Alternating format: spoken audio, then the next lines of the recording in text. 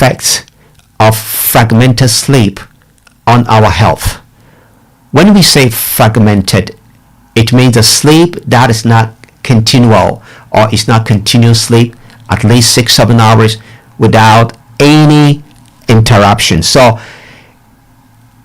interrupted sleep is called fragmented sleep, and that has a real effect on our health. In other words, if you have any form of poor sleep, maybe you stay up late, you go to bed about 2-3 a.m., or you do night duty, that will also have consequences.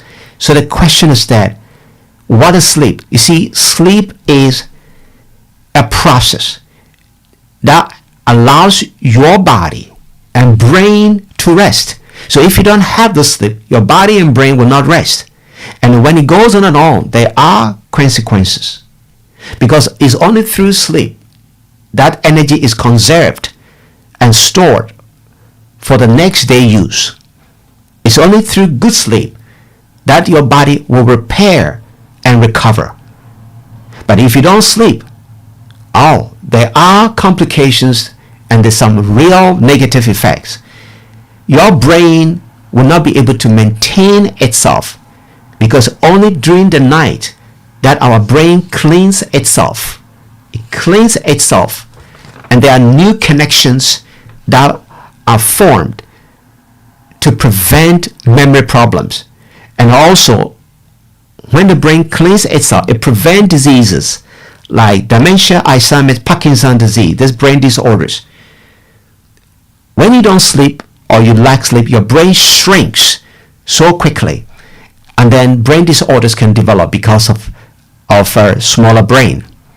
Already with age, our brain shrinks, but then poor night's sleep will speed it up, will accelerate the pace of shrinkage. If you have fragmented sleep or poor sleep, it affects your mood. So you become moody the following day. You can be emotional and quick-tempered. If you are deprived of good night's sleep, that can lead to anxiety and, to a greater extent, depression. Fragmented sleep can also reduce your immune system, so you can get infections very often.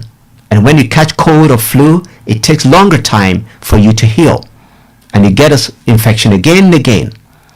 Fragmented sleep can lead to diabetes. And you know, when many people have borderline diabetes or pre-diabetes, and silently the pre-diabetes can then lead to what? Burden of plaques in your arteries, making your arteries, which carries blood from your heart to your brain and every organ, thick and narrow. And that can also serve as a risk for stroke and heart disease or heart attack. So that's why we say that fragmented sleep can cause heart disease, stroke, and heart attack as well. When you have poor sleep or fragmented sleep, it can lead to high blood pressure. So we see blood pressure is not a disease, but it's a sign that something is wrong. Normally, fragmented sleep, beloveds, will lead to stiffening of the arteries and then changes in the heart. That automatically can lead to blood pressure. So blood pressure itself is a sign that something is wrong, and mostly it's about the arterial health and then our heart. Fragmented sleep can also lead to weight gain. You gain weight and you wouldn't understand it.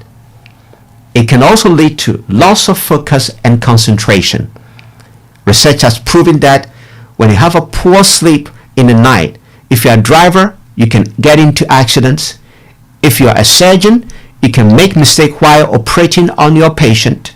It happens sometimes. Poor balance is another consequence or complication of poor night's sleep. You lose your balance, you fall, especially among the elderly or the aging population, because it affects the way your nerves and your muscles even will work. Poor night's sleep or fragmented sleep can lead to increased cortisol levels. That is the stress hormones. These stress hormones can increase your appetite. The following day, you'll be eating just anything, And you can't even burn fat or burn the calories. That is cortisol. The question is, how much sleep do you need at night? Being an adult, you need minimum of 7 hours. So between 7 and 9 hours is the required period to sleep. But the question is, what can we do to support our sleep? Normally, it's very important to time yourself. Have specific time every night, and every time you also wake up. That will program your brain to help you. It's also important to have a sort of routine. You wind down. You just try to relax at least an hour or two before you sleep. No exercises, no cigarette, no alcohol. Don't exercise at night because it doesn't help your sleep.